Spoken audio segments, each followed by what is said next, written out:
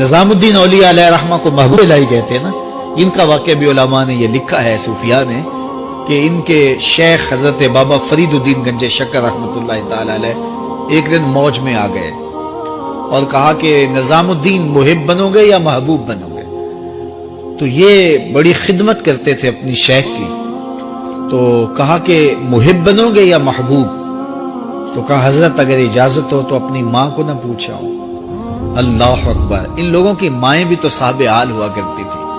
تو کہا کہ اگر اجازت ہو تو اپنی ماں کو نہ پوچھاؤں کہ محب بننا ہے یا محبوب بننا ہے؟ کہا جاؤ تمہیں اجازت ہے. تو گھر کی طرف روانہ ہوئے. ایک آدھ دن کا سفر کیا. راستے میں ایک فقیر تھا مجذوب، جو راستے میں بیٹھا تھا. حالت اس کی عجیب سی تھی.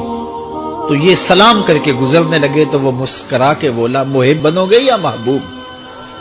تو حیرت زدہ ہو گئے کہ اسے کیسے پتا چل گیا، یہ تو میرے شیخ کا اور میرا راز ہے.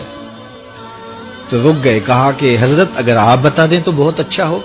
کہا نہیں ماں سے پوچھو، جو وہ بتائے گی وہی بن جانا، اور اگر ماں نے نہ بتایا تو کل آ جانا، اسی وقت یہاں ملاقات ہوگی، پھر میں بتا دوں گا. خیر چلے. رات کو پہنچے، والدہ کی خدمت میں سلام پیش کیا، پاؤں دبائے اور کہا کہ شیخ موج میں آ گئے اور کہا محب بنو گے محبوب بنو گے؟ تو میں نے کہا ماں سے پوچھ لوں. تو میں اماں جی آپ سے پوچھنے آیا ہوں، راستے میں یہ واقعہ بھی ہوا. تو ماں نے کہا کہ بیٹے تم صبح ناشتہ کر کے پلٹ جانا، اور وہ جو راستے میں تیرے دل کی بات بوجھ گیا وہ کوئی صاحب حال تھا، وہ تمہیں صحیح بتا سکے گا کہ محب بننا کہ محبوب بننا. خیر یہ صبح ناشتہ کر کے ماں کے پاؤں پکڑے، اجازت طلب کی اور واپس نکلے. اور وہاں جا کے دیکھا تو کوئی فقیر نہیں ہے. بڑے حیرت زدہ ہوئے. دائیں بائیں سے پوچھا کہ یہاں کل ایک بابا بیٹھا تھا. کہا وہ تو کل کے فوت ہو گیا. تو کہا اس کی قبر کہاں ہے؟ کہا قبر کس نے بنانی تھی اس کی؟ وہ گندگی کے ڈھیر پہ لوگوں نے پھینک دیا. دل میں بڑے حیرت زدہ ہوئے. اتنا با کمال تھا، لیکن اپنی حالت یہ. خیر وہاں چلے گئے اور جا کے کھڑے ہو کے پوچھنے لگے بندہ خدا دل کی باتیں بوجھتا تھا اور میرے ساتھ وعدہ کیا تھا کہ اگر ماں نے نہ بتایا تو کل آنا، اور اپنا پتہ ہی نہیں تھا کہ کیا ہونے والا ہے. یہ بات کہی تو بابا اٹھ کے بیٹھ گیا.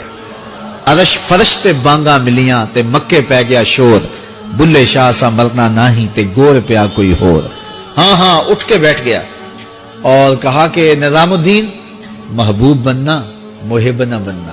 محبوں کا یہ حال ہوتا ہے، نہ کفن ملتا ہے نہ دفن ملتا ہے. محبوب بنو گے تمہاری قبر پہ بھی میلے لگیں گے.